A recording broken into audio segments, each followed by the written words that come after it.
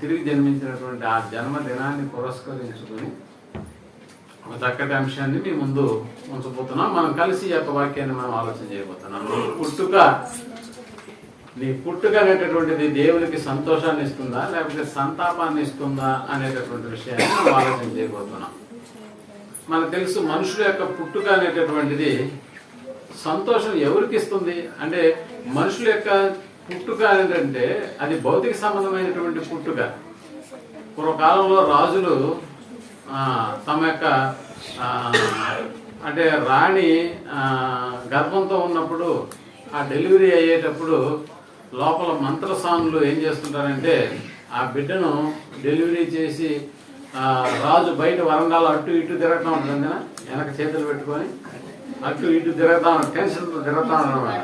ఆ రోజుల్లో స్కాన్స్ లేవు, ఏమి లేవు, పుట్టబోయే బిడ్డ ఎవరో కూడా తెలియదు.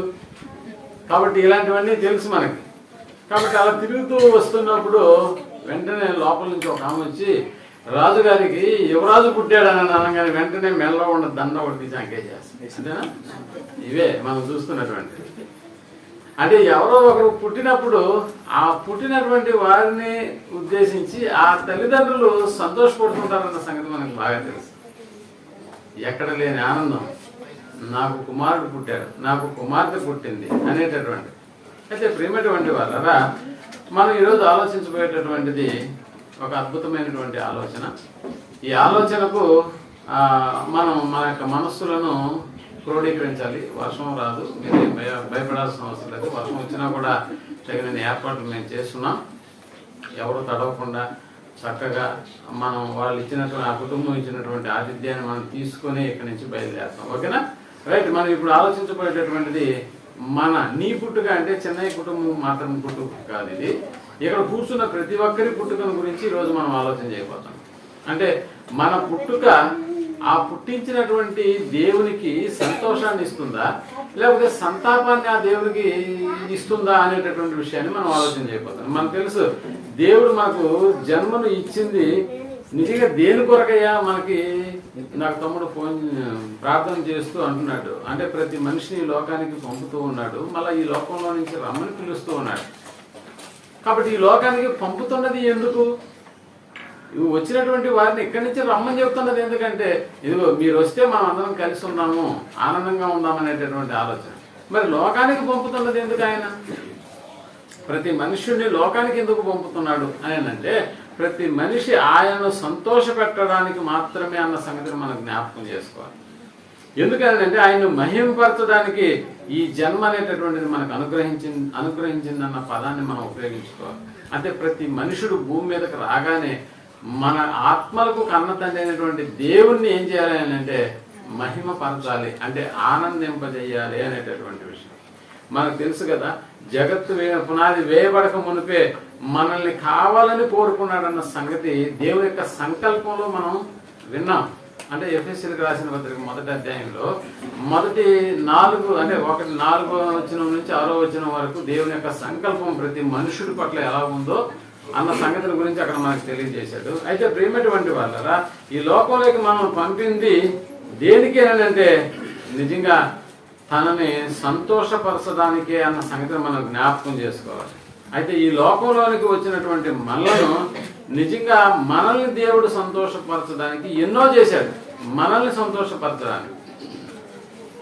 కానీ దేవుడేమో మనల్ని పంపించింది ఎందుకు అని అంటే మనం దేవుణ్ణి సంతోషపెట్టడానికి, మనం దేవుణ్ణి సంతోషపెట్టడానికి దేవుడు మనల్ని ఈ లోకానికి పంపించాడు. ఇది మీకు అర్థమైతే మనం దేవుణ్ణి సంతోష పెట్టడానికి భూమి మీదకి వచ్చిన మనలను కూడా దేవుడు సంతోష పెట్టడానికే ఇష్టపడుతున్నాడు. అంటే భూమి మీదకి వచ్చినటువంటి మనం కూడా సంతోషంగా ఉండడానికే దేవుడు తగిన ఏర్పాట్లు చేశాడన్న సంగతి మనకు బాగా తెలుసు. అంటే నిజంగా ఈ లోకంలోకి వచ్చినటువంటి మనల్ని సంతోషపరచడానికి ఎన్నో రకాలైనటువంటి కార్యక్రమాలు దేవుడు మన పట్ల జరిగించాడన్న సంగతి మనం ఆలోచించగలిగితే నిజంగా ఒక వ్యక్తికి దాహం వేస్తున్నప్పుడు అతనికి ఏమిస్తే అతని దాహం తీరుతుందో మనకు తెలుసు. ఒక మంచి నీళ్ళు ఇచ్చామనుకోండి, ఒక మంచి భోజనం పెట్టడం వల్ల మనిషి ఆనందిస్తాడా అని అంటే అవును, మంచి భోజనం తిన్నాను ఈరోజు, నాకు చాలా ఆనందంగా ఉంది అని అంటాడు. మంచి నీళ్లు తాగాను కాబట్టి నాకు చాలా ఆనందంగా ఉంది అనేటటువంటి విషయాలు. అంటే గాలిని, నీటిని, ఇలా పంచభూతాలను దేవుడు మన ఆనందం కొరకే, మన అవసరాల కొరకే దేవుడు మనకు అనుగ్రహించాడన్న సంగతి మనకు బాగా తెలుసు. అందుకని మన రూపాన్ని మనమే అర్థంలో చూసుకొని ఎలా అంటామంటే, ఆంధ్రప్రదేశ్లో నీకంటే అందగాడు ఎవడు, అంతేనా? అప్పుడప్పుడు మన అందాన్ని చూసి కూడా మనం ఏం చేస్తుంటామంటే చాలా ఆనందపడిపోతుంటాం, చాలా ఆనందపడిపోతాం. ఇంకా మనల్ని ఆనందపరచడానికి దేవుడు ఏం చేస్తున్నాడు మన జీవితాల్లో అంటే, ఇదిగో వయసు వచ్చినటువంటి నీకు ఒక భార్యని ఇస్తున్నాడు, భార్యగా జత చేసిన తర్వాత నీకు పిల్లల్ని ఇస్తున్నాడు. అంటే వాళ్ళ వల్ల వచ్చేటటువంటి ఆనందాన్ని కూడా నువ్వు అనుభవించడానికి దేవుడు తగినన్ని ఏర్పాట్లు చేస్తున్నాడు అన్న సంగతి మనకు బాగా తెలుసు. అంటే నిజంగా ప్రేమటువంటి వాళ్ళరా, భర్తకు భార్యనిచ్చి సంతోషపడమని చెప్తున్నాడు, భార్యకు భర్తనిచ్చి కూడా సంతోషపడుతున్నాడు. ఇంకా వాళ్ళిద్దరి యొక్క కలయికల గర్భఫలాన్ని ఇచ్చి వాళ్ళ యొక్క సంతోషాన్ని చూస్తున్నాడన్న సంగతి మనకు బాగా తెలుసు. అంటే ఇక్కడ మనం ఆలోచించవలసినటువంటి విషయం, ఇన్ని రకాలైనటువంటి ఆనందభరితమైనటువంటి సన్నివేశాలు, ఆనందభరితమైనటువంటి ఎన్నో కార్యక్రమాలు దేవుడు మనకు అనుగ్రహిస్తూ ఉంటే, ఇన్ని ఆనందాలను మనకు అనుగ్రహించినటువంటి దేవుడిని ఎప్పుడైనా మనం ఆనందపరిచినటువంటి దాఖలాలు ఏమైనా ఉన్నాయా? ఇన్ని ఆనందాలు మనకు అనుగ్రహించాడు. ఉదయం నుంచి సాయంత్రం పడుకునేంత వరకు నువ్వు ఏ సమయాల్లో ఎలా ఆనందపడ్డావో ఒకసారి నువ్వు లెక్కలేసుకో. ఆనందాల ఆ యొక్క పరిస్థితులు నీకు ఆ రోజులో చాలానే దొరుకుతాయి. దుఃఖపడే ఆ సమయాలు తక్కువగా ఉంటాయి, ఆనందపడే సమయాలు ఎక్కువగా ఉంటాయి అన్న సంగతి నువ్వు జ్ఞాపకం చేస్తావు. అందుకనే కొంతమంది అప్పుడప్పుడు కూడా తాము కట్టుకున్నటువంటి ఇంటి ముందు వాళ్ళు ఆనంద నిలయం అని రాసుకొని బోర్డు తగిలించుకుంటారు. చూసారా లేదా? అంటే దాని అర్థం ఏంటి? ఒకవేళ ఆ ఇంట్లో గొడవలు కొట్లాట్లు ఎప్పుడూ జరుగుతున్నా బయట వాళ్ళకి ఏమని అనిపించాలి అని అంటే, అబ్బా ఆనంద నిలయం, ఆనంద నిలయం అంటే వీళ్ళు ఎప్పుడు కూడా ఆనందంగా ఉంటారు అనేటటువంటి. ఆ మధ్య ఒక భర్త ఒక పక్కింటి ఆయన అడిగాడంట, తన పక్కన ఉన్నటువంటి వాళ్ళని, ఆ భార్యాభర్తలను అడిగాడంట, ఏమిటి మీరు ఎప్పుడు చూసినా గలగల బాగా నవ్వుతూ చాలా ఆనందంగా ఉంటారు, దీని వెనకాల ఉన్నటువంటి రహస్యం ఏదో చెప్తే మేము కూడా అలాంటి ఆనందాన్ని మేము కూడా కలిగి ఉంటామని అంటే, అప్పుడు ఆ భర్త చెప్తున్నాడు, ఏం లేదండి, మేమిద్దరం ఏదైనా గొడవలు వేసుకున్నప్పుడు నేను ఒక వస్తువుని ఆమె మీదకి ఇస్తే ఆమె తప్పించుకుంటుంది, అప్పుడు ఆనందపడుతున్నాను. ఆమె కోపం వచ్చి నా మీద ఒక వస్తువు వేసినప్పుడు నేను తప్పించుకుంటానే, అప్పుడు నేను ఆనందపడతాను. అంటే చప్పట్లు కొట్టుకుంటాం. అంటే ఒకరి మీద మరొకరు విసిరినటువంటి ఆ వస్తువులు మమ్మల్ని తాకుండా కింద పడిపోతే దానివల్ల మేము కొట్టుకునేటటువంటి చప్పట్లు పడేటటువంటి ఆనందం మీకు ఎలా అనిపిస్తుంది? పక్కింట్లో అబ్బాయి ఆ ఏకైకలు పక్కలు చూసేసి మేమేదో ఆనందంగా ఉన్నామని మీరు అనుకుంటూ ఉన్నారు అనేటటువంటి ఆ విషయాన్ని, అసలు విషయం చెప్పేశాడు అన్నమాట. అంటే మీరు ఎప్పుడు ఆనందంగా ఉండరా అన్నట్టుగా మేము ఎప్పుడు ఆనందంగా ఉండము. కానీ దేవుడు అనుగ్రహించేటటువంటి ఆనందం మనకు బాగా తెలుసుకునేటువంటి వాళ్ళరా. అంటే దేవుడు తెలుసుకునేటప్పటికీ నిజంగా మన యొక్క ఆలోచన, అంటే దేవుని యొక్క ఉద్దేశాల్లో ప్రతి మనుష్యుడు కూడా తానే కదా మనల్ని ప్రేమించి భూమి మీదకు పంపించాడు. భూమి మీదకు పంపించినటువంటి మనం ఏదో కష్టాలతో నష్టాలతో ఇబ్బంది పడిపోయి పుట్టిన దగ్గర నుంచి చనిపోయేంత వరకు మనం ఎప్పుడు ఏడుస్తూనే ఉండి ఆ తర్వాత చచ్చిపోవాలన్నది కాదు దేవుని యొక్క ఉద్దేశం. అంటే ఈ భూమి మీదకి వచ్చినటువంటి ప్రతి మనిషి కూడా సంతోషంగా తన జీవన విధానంలో తన యొక్క జీవితాన్ని గడపాలనుకున్నాడు తండ్రి అయినటువంటి దేవుడు. నిజంగా అలాగనే మనం కూడా ఆనందం అనేటటువంటిది దేవుడు అనుగ్రహించినటువంటి ఆ కార్యక్రమాల పట్ల, దేవుడు జరిగించినటువంటి కార్యక్రమాల పట్ల మనం ఆనందాన్ని కూడా వ్యక్తపరుచుకుంటూ ఉంటాం. అయితే ఇంత ఆనందాల మధ్య మనల్ని ఈ భూలోకానికి పంపించినటువంటి దేవుని విషయంలో మనం ఎప్పుడైనా ఆయనను ఆనందపరచడానికి ఎప్పుడైనా మనం ట్రై చేసామని అంటే, ఎప్పుడు కూడా దేవుడు మన విషయాన్ని బట్టి ఆయన ఆనందపడేటటువంటి ఆ యొక్క ఆలోచన కూడా మనకు రాలేదన్న సంగతి మనకు బాగా తెలుసు. నిజంగా మనం పుట్టినప్పుడు ఎవరైనా సంతోషపడ్డారా అని అంటే, మానవ జన్మించినందుకు నిజంగా ఎవరిని సంతోషపరచాలో తెలుసా? నిజానికి చెప్పాలంటే ఈ జన్మనిచ్చినటువంటి ఆ తండ్రి అయినటువంటి దేవునికి మాత్రమే మనం ఆనందాన్ని కలుగజేయాలి. కుమారుడు పుట్టాడు నీకు అనగానే నిజంగా ఆ తల్లిదండ్రులు ఎంత ఆనందపడిపోతారో తెలుసు. ఎంత ఆనందం! అప్పటి వరకు 9 నెలలు కని 9 నెలలు మోసినటువంటి తల్లి గర్భం కూడా నిజంగా మనకు తెలుసు. ఆ బిడ్డ ఎప్పుడైతే ఈ భౌతిక సంబంధమైనటువంటి లోకంలోకి వస్తుందో ఆ బిడ్డను చూసినటువంటి ఆ తల్లి అప్పటి వరకు పడిన కష్టాన్నంతటిని కూడా మర్చిపోయి చాలా ఆనందపడుతుందన్న సంగతి మనకు బాగా తెలుసు. కాబట్టి ప్రియమైనటువంటి వాళ్ళరా, జన్మనిచ్చినటువంటి దేవుణ్ణి మాత్రం మనం ఎప్పుడు సంతోషపరచడానికి ఎప్పుడు కూడా ఆలోచించలేదు. కానీ మనం ఈ లోకానికి పంపబడింది తండ్రి అయినటువంటి దేవుని మహింపరచాలి, ఆయనను సంతోషపరచాలి. ఆ మధ్య సూరి అనేటటువంటి అతను ఒక వ్యక్తిని చంపేశాడు. ఎందుకురా ఈ వ్యక్తిని చంపేశామంటే, మా బావ కళ్ళలో ఏం చూడాలంట, అబ్బో ఆయన బావ కళ్ళలో ఆనందం చూడడానికి ఒకటి జీవితాన్ని ఏం చేశాడు, అంతం చేశాడు. అంటే ఇతరుల యొక్క కళ్ళల్లో ఆనందం చూడడానికి ఇది ఏమైనా చేస్తాడా, చేస్తాడు. మరి ముఖ్యంగా వాళ్ళ బావ కళ్ళల్లో ఆనందం చూసేదానికి ఒకరిని చంపేశాడు. ఇప్పుడు ఆలోచన చేయండి, ఇప్పుడు తండ్రి అయినటువంటి దేవుణ్ణి సంతోషపరచాలని అంటే నిజంగా మనం కూడా ఏదైనా చేయాలని అంటే అలా చేయాలి అనేటటువంటి కార్యక్రమాన్ని మనం కలిగి ఉండాలి. నిజంగా ప్రేమటువంటి వాళ్ళ ఆయన్ను మనలను చేసి ఈ లోకానికి పంపించాడన్న సంగతి మనకు బాగా తెలుసు. తండ్రి అయినటువంటి మన ఆత్మలకు తండ్రి అయినటువంటి దేవుణ్ణి మనం సంతోషపరచాలి. కాబట్టి ఈ లోకంలో దేవుడు మనకు అనుగ్రహించింది ఏంటంటే మనం కూడా సంతోషంగా ఉండాలన్నది దేవుని యొక్క ఉద్దేశం. ఒకసారి జఫన్యా గ్రంథంలోకి వెళ్ళి, జఫన్యా గ్రంథం 3వ అధ్యాయము 17వ వచనాన్ని మనం ఆలోచించగలిగితే, జఫన్యా గ్రంథం 3వ అధ్యాయము 17వ వచనాన్ని మనం ఆలోచించగలిగితే, నీ దేవుడైన యెహోవా నీ మధ్య ఉన్నాడు, ఆయన శక్తిమంతుడు, ఆయన మిమ్మల్ని రక్షించును, ఆయన బహు ఆనందంతో మీ అందు బహు ఆనందంతో మీ అందు ఏం చేస్తాడంట, సంతోషిస్తాడు. అదిగో మీ యందు తనకున్న ప్రేమను బట్టి శాంతము వహించి మీ అందరి సంతోషము చేత ఆయన హర్షించును. అంటే మన యందు అనగా మన కార్యాలను బట్టి నిజంగా తండ్రి అయినటువంటి దేవునికి సంతోషం కలగాలి. కానీ మన కార్యాలు, మనల్ని ఈ లోకానికి పంపించినటువంటి తండ్రి అయిన దేవునికి ఆ కార్యక్రమాలు సంతోషాన్ని ఇస్తున్నాయా అని అంటే లేదు. నిజానికి మన స్టేటస్ ఎలా ఉంటుంది అని అంటే, ఒక మృగాలలాగా జంతువులలాగా తిరిగినటువంటి మనం ఎలా ఉండాలి అని అంటే, నిజంగా దేవుని సంతోషపెట్టేటటువంటి వాళ్ళంగా మనం ఈ లోకంలో తెలియదు. మనకైతే మనం సంతోషపడుతున్నామే కానీ దేవుణ్ణి సంతోషపెట్టేటటువంటి పరిస్థితి ఎవరి జీవితాల్లో కూడా లేదన్న సంగతి మనకు తెలుసు. ఎందుకు?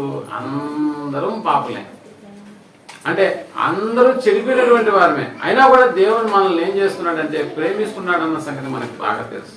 అందుకనే ఆయన మంచి వారి మీదను చెడ్డవారి మీదను అన్న పదాన్ని వాడుతున్నాడు.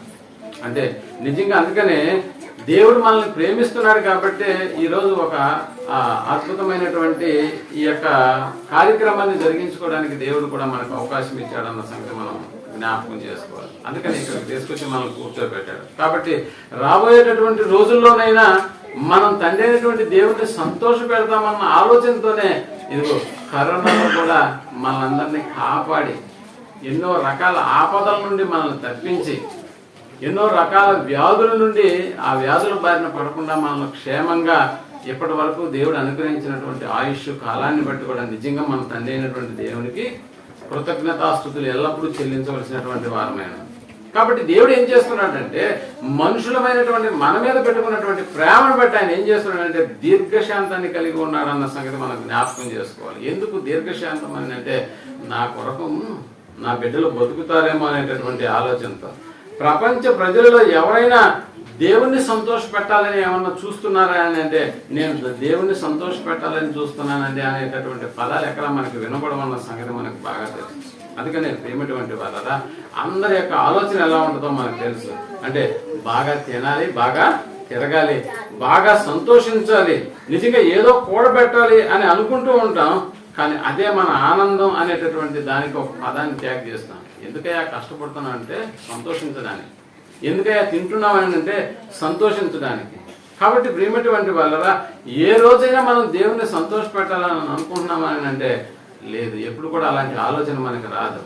కాబట్టి నాకు ఆరోగ్యం కావాలి అని అడిగినప్పుడు మనకి ఆరోగ్యాన్ని అందించినటువంటి దేవుని పట్ల ఎప్పుడైనా మనం కృతజ్ఞతాభావం, ఆయన ఆనందింపజేయాలనేటటువంటి ఆలోచన ఎప్పుడైనా కలిగి ఉన్నామని అంటే చాలా ఆ టైం వరకు, అంటే నాకు ఆరోగ్యం ఇస్తే అన్నట్టుగా మనం దేవుని ముందు ప్రాధేయపడతాం. ఆరోగ్యం ఇచ్చిన తర్వాత అసలు ఆయన సంగతినే మనం ఏం చేస్తున్నాం అంటే మర్చిపోతూ ఉంటాము. కాబట్టి ప్రియమైనటువంటి వాళ్ళరా, మనుషులమైనటువంటి మన ఆనందం కోసం దేవుడు ఎన్నో చేశాడు. మరి ఆయన ఆనందం కోసం ఏమన్నా మనం చేసామని అంటే లేదు. ఏ మనుషుడు కూడా దేవుణ్ణి పట్టించుకున్నటువంటి దాఖలాలు లేవు. అందుకని దేవుడు ఏం చేస్తున్నాడు, ఇంతమంది మనుషులు లోకంలోకి పంపించానని ప్రారంభపు గ్రంథాలలోనే, అంటే ఆది కాండం 6వ అధ్యాయంకి వచ్చేసేటప్పటికి జనుల సంఖ్య విస్తరించింది. ప్రపంచ జనాభా పెరిగిపోతున్నటువంటి కాలాల్లోనే ఆరిని భూమి పరలోకం నుంచి భూమి మీద ఉన్నటువంటి ప్రజలను చూసినప్పుడు ఒక ఆలోచన ఆయనకి తట్టింది. ఏంటి ఆలోచన? ఒకసారి మనం ఆది కాండంలోకి వెళ్ళి 6వ అధ్యాయం 5వ వచనాన్ని మనం ఆలోచించగలిగితే, అదిగో నరుల చెడుతనము భూమి మీద గొప్పది అన్నాడు. భూమి మీద నిజంగా ఏది గొప్పదవ్వాలి? గొప్పగా పేరు ప్రఖ్యాతులు సంపాదించుకోవాలని వాళ్ళు ఒక బాబేలు గోపురాన్ని నిర్మించడానికి ఇష్టపడ్డారు.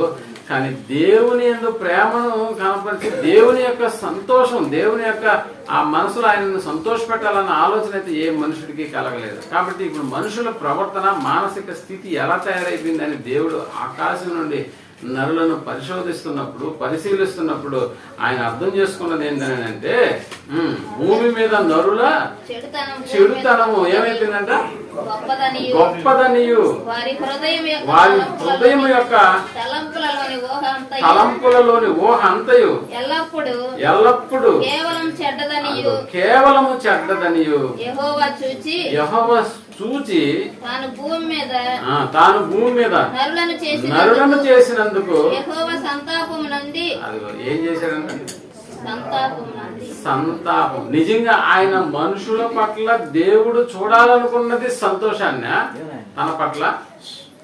కానీ దేవుడు ఆకాశం చూసినప్పుడు ప్రతి మనిషి పట్ల ఆయన ఎలాంటి వైఖరి కలిగి ఉన్నాడు అని అంటే సంతాపాన్ని కలిగి ఉన్నాడు, సంతోషాన్ని కాదు. ఆకాశం నుండి దేవుడు నరులను పరిశీలిస్తున్న ప్రతిసారి ప్రతి నరుని చూసినప్పుడు కూడా దేవుని యొక్క మనస్సు ఎలా అయిపోతున్నాడంటే సంతాపం నొందుతున్నాడు.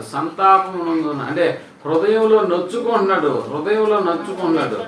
మంచి పని చేసి సంతోష పెట్టడం వల్ల ఆయనకు చెడు చేసి సంతాపాన్ని మిగులుస్తున్నటువంటి బ్రతుకులు మానవ బ్రతుకులు అన్న సంగతి మనం జ్ఞాపకం చేస్తాం. నిజానికి మంచి చేయాలి భూమి మీద, ఆ మంచి వల్ల తండ్రి అయినటువంటి దేవుడు సంతోషపడాలి. ఇలాంటి ఆలోచనతో మనుషులు బతకాలి. కానీ భూమి మీద ఏం చేస్తున్నారని అంటే మంచి అనే దాన్ని పక్కన పెట్టేసి చెడు చేసి సంతాపాన్ని దేవునికి మిగిలిస్తున్నారని అంటే. అందుకని అప్పుడప్పుడు మనకి సంతాప సభలు అనేటటువంటివి జరుగుతూ ఉంటాయి. తెలుసు కదా మీకు. సంతాప సభలో ఎవరైనా డీజీ ప్రోగ్రాం పెట్టుకుని ఎగురుతారా? సంతాప సభలో ఇలాంటివి ఏమీ ఉండదు. అందరూ ఏం చేస్తుంటారని అంటే దుఃఖాన్ని కలిగి దుఃఖముక్కులై ఉంటారనమాట. ఎలా జరిగింది, ఏమైంది, ఇలాంటి మాటలే మనకు వినిపిస్తూ ఉంటాయి. అయ్యో అంతలేకే అయిపోయిందా అనేటటువంటి మాటలే మనకు వినిపిస్తూ ఉంటాయి. అంటే బాధ వ్యక్తం చేస్తూ ఉండేటటువంటి సభ అన్నమాట అది. దాన్ని మనం సంతాప సభ అని అంటాం. నిజానికి దేవునికి మనుషుల పట్ల ఎల్లప్పుడూ ఎప్పుడు చూసినా కూడా మనుషుల పట్ల ఎలా ఉంటుంది ఆయన వైఖరి అని అంటే సంతాపమే మిగులుతుంది తప్ప సంతోషం అనేటటువంటిది లేదు. ఇప్పుడు చెప్పండి, మనల్ని బట్టి తండ్రి అయినటువంటి దేవునికి సంతోషమా సంతాపమా? చూసారా? అంటే మనకు తెలియకుండానే మన నోట్ల నుంచి ఏ పదం వచ్చేస్తున్నాయని అంటే సంతాపమే అనేటటువంటి పదం మనకు వచ్చేస్తుంది. అందుకని ప్రియమైనటువంటి వాళ్ళరా, నిజంగా దేవుడు ఎందుకు సంతోషపడాలని కోరుకుంటున్నాడు అని అంటే నిజంగా దేవునికి ఎందుకు ప్రతి మనిషిని చూసినప్పుడల్లా వీడి వల్ల నాకు సంతాపమే తప్ప సంతోషం కలగట్లేదు అనేటటువంటి ఆలోచనే కలిగి ఉన్నాడు ప్రతి మనిషి పట్ల. అందుకనే మొదటి 6వ అధ్యాయంకి వచ్చేసేటప్పటికి ఆ సంతాపం నుండి తండ్రి అయినటువంటి దేవుడు ఏం చేశాడంటే భూమి మీద ఇక మనిషి అన్నవాడు ఉండకూడదని జల ప్రళయాన్ని రప్పించాడు. ఎలాగో ఒక 8 మందిని నీటి ద్వారా రక్షించాడన్న సంగతి మనకు తెలుసు. కాబట్టి నిజానికి మనం ఆలోచన చేస్తే ఎందుకు దేవుడు సంతాపాన్ని నొందుతున్నాడు? దానికి ఆయనకు ఉన్నటువంటి కారణం ఏంటి? అసలు దేవుడు నరులను చూసిన ప్రతిసారి సంతాపం ఎందుకు పొందుతున్నాడు?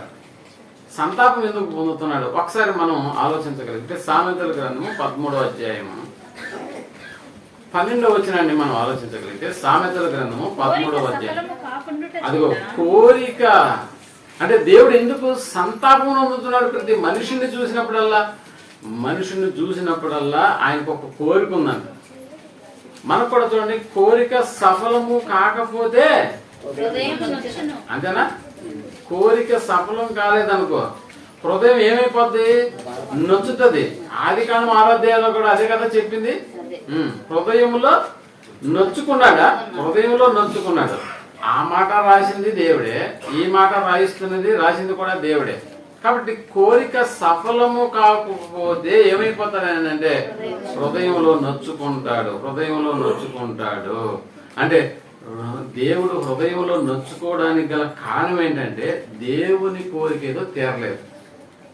అదే కదా, మనకున్నటువంటి కోరిక కూడా మనం తీరకపోతే మనం కూడా ఏం చేస్తాం, ఏమిటి రామయ్య దీర్ఘంగా ఆలోచిస్తున్నామంటే ఆయన కూడా ఏదో సంతాపంగా ఉండి ఆలోచన చేస్తున్నాడు. ఏంటంటే ఈ ఇంటికి ఏ రేకులు వేద్దామా అని అన్నాడంట. అప్పుడు ఏదో ఒక రేకుల గురించి ఒక ప్రస్తావన వచ్చేసి మనకు తెలుసు కదా, నాబోతు ద్రాక్ష తోట కావాలని అక్కడ ఒక రాజు కాళ్ళు ముడుచుకొని మంచం మీద పడుకొని ఉంటాడు. అంటే ఏంటి నీ కోరిక, అసలు ఏంటి అంటే అది కోరిక సఫలం కాకపోతే ఏమైపోతున్నాడు, హృదయంలో నొచ్చుకుంటున్నాడు, పడుకుంటున్నాడు, అలుగుతున్నాడు, అన్నీ చేస్తున్నాడు. తండ్రి దేవుడి పరిస్థితి ఎలా ఉందంటే భూమి మీద ఉన్న ప్రతి మనుషుని చూసినప్పుడల్లా ఆయన సంతాపం ఉంది, హృదయంలో ఏం చేస్తాడంటే నొచ్చుకుంటున్నాడు. అంటే దానికి కారణం ఏంటి, మనుషుల పట్ల తండ్రి అయిన దేవునికి ఉన్నటువంటి కోరిక ఏదో నెరవేరట్లేదు. కాబట్టి హృదయంలో ఏం చేస్తున్నాడు, దేవుడు నొచ్చుకుంటున్నాడు. ఏంటి తండ్రి, ఎందుకు మీరు నొచ్చుకుంటున్నారు, ఎందుకు ప్రతి మనిషిని సంతాపం ఉంటున్నాడు అనే మాటలు ఎందుకు వస్తున్నాయంటే నా పిల్లలు నా కోరిక తీర్చటం లేదు. నా పిల్లల పట్ల నాకు ఒక కోరిక ఉంది, ఆ కోరిక నా పిల్లలు తీర్చట్లేదు. మీరు బాగా ఆలోచించండి, ఉన్నటువంటి 2 బిడ్డలు మనకు ఉన్నారనుకోండి, ఆ 2 బిడ్డల్ని నువ్వు ఆడు స్కూల్లోకి వెళ్ళినప్పటి నుంచి నువ్వు నీ కొడుకుని లాయర్గా చూడాలి, డాక్టర్గా చూడాలన్న కన్న కళలను కాస్త వాడు ఆ వయసు వచ్చేటప్పటికి వాటిని అడియాసు చేసేసాడు అనుకో, ఇప్పుడు నీ హృదయం ఎలా ఉండదో చెప్పి. ఇంత అంటే చిన్నప్పటి నుంచి నీ మీద పెట్టుబడినటువంటి పెట్టుబడి అంతా కూడా నన్ను ఏం చేసావురా నువ్వు అని అంటే నా కళలన్నీ నాశనం చేసేసావు అని వాడిని తిరుగుతున్నాను. అదే నీ కళ్ళ ముందే నువ్వు ఇచ్చినటువంటి ప్రతి పెట్టుబడిని వాడు వాడుకుని డాక్టర్ అయ్యాడు అనుకో, అంటే నీ కోరిక తీర్చాడు అనుకున్నాం. ఇప్పుడు ఎలాగుంటది మీ ఆలోచన, నా కోరిక నా బిడ్డ తీర్చాడు నాకు, అంటే ఎంత ఆనందం ఉంటుందో. అందుకని కోరిక సఫలము కాకపోతే హృదయం నొచ్చును అనేటటువంటి మాట. ఇప్పుడు తండ్రి అయినటువంటి దేవుడు కూడా ఎందుకు నొచ్చుకున్నాడు అని అంటే నా పిల్లలు నన్ను ఆనందింపజేయాలి అన్నది దేవుని యొక్క ఆలోచన.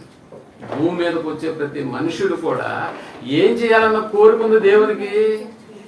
నేనే కదా ఆడికి జన్మనిచ్చాను, నేనే కదా ఆడికి కావలసిన వాటివన్నిటిని ఇచ్చాను. అలాంటి వాడు నేను ఇచ్చిన అన్నిటినీ ఉపయోగించుకుంటున్నాడు, కానీ నేనెవరో తెలియనట్టుగా బతుకుతున్నాడు భూమి మీద. అసలు ఇంకా చెప్పాలంటే నేను లేడు అన్న పదాన్ని కూడా వాడుతున్నాడు వాడు అప్పుడప్పుడు. అంతే కదా, చాలా మంది హృదయాలు ఏమంటే దేవుడే అంటారా లేదా, అసలు దేవుడే లేదు అంటే ఇలా నన్ను ఆనందింపజేయాలన్న నా కోరికను నిజంగా నా బిడ్డలు నాకు తీరుస్తున్నారని అంటే లేదు, అలా తీర్చట్లేదు. కాబట్టి నా హృదయంలో ఏమొచ్చిందంటే దుఃఖం వచ్చేసింది. అందుకని హృదయం హార్ట్ అటాక్లు తెప్పిస్తున్నారు నా బిడ్డలు అన్నట్టుగా. అందుకని నన్ను కీర్తించేవారు, నన్ను మహింపరిచేవారు భూమి మీద ఎవరూ లేరు. నన్ను బాధపరిచేవారే తప్ప ఆనందం పరిచేటటువంటి వారు ఎవరూ లేరు. అందుకని ప్రేమటువంటి వాళ్ళరా, మనకు తెలుసు యేసుప్రభుల వారు కూడా ఒక ఉపమానం చెప్పాడు. ఆ ఉపమానంలో ఒకటి పంట బాగా పండిందంట. ఎంత బాగా పండిందని అంటే ఆ రాత్రికి ఇంటికి వెళ్ళి ఇదిగో పంట అయితే బాగా పండింది, కానీ ఈరోజు నేను రేపు ఉదయం కానీ నేను వాటిని హార్వెస్ట్ చేస్తే అంటే కోత కోసేస్తే ఇప్పుడున్న కోట్లు చాలు. కాబట్టి ఇప్పుడు నేను ఏం చేస్తున్నాను, తనలో తాను అనుకున్నాడు ఉన్న వాటన్నిటిని కొట్టి వాటిని పెద్దవిగా చేసేసినాడా అంటే నిజంగా వాడు పాత కొట్లన్నీ తీసేసి కొత్త వాటిని వేసేసి వాటిలో ధాన్యాన్ని నింపి తన ఆస్తిని సమకూర్చుకొని ఆ గిడ్డంగుల ముందు కూర్చొని ఒక పట్ట కూర్చి వేసి ఆడుకాల మీద ఆడుకాలే వేసేసుకొని ఏమంటున్నాడు తన ప్రాణంతో, నా ప్రాణమా తినుము తాగుము అదిగో సంతోషించుము అన్నాడు. తిను తాగు సంతోషించు అంటే సుఖించు. ఇది నేను సంపాదించిందంతా ఎవరి కోసం అనుకుంటున్నావు, నీ కొరకే, కనుక సంతోషించు. నిజానికి లోకంలో తన ఆనందం కొరకు బ్రతికేటటువంటి వాడిని గురించి దేవుని యొక్క బాధ ఎలా ఉంటుందంటే, అందుకనే ఆ రోజు రాత్రి అక్కడికి వచ్చి ఓరే వెర్రివాడా అన్నాడు. అంటే ఈ లోకంలో తన ఆనందం కోసం బ్రతికేటటువంటి వాడు ప్రతి వాడు దేవుని దృష్టిలో ఎలాంటి వాడు అని అంటే ఆడొక వెర్రివాడు. నీకు పంటనిచ్చింది నేనే, దేవుడైన నన్ను సంతోష పెట్టాలన్న ఆలోచన కూడా నీకు లేకుండా నీ ప్రాణంతో ఏం చెప్పుకుంటున్నావు అని అంటే తిను తాగు సుఖించు, తిను తాగు సుఖించు అంటే సంతోషపడు. నిజానికి తండ్రి అయినటువంటి దేవుని ఆలోచన ఇదే అండి. ఆడికై ఆడు సంపాదించుకుని ఆడు నీళ్లు పోసినటువంటి ఆ నీళ్లు కూడా ఆడి కాదు. ఆ పంట అనేటటువంటిది దేవుడిస్తేనే ఆడి గిడ్డంగుల్లోకి వెళ్ళింది.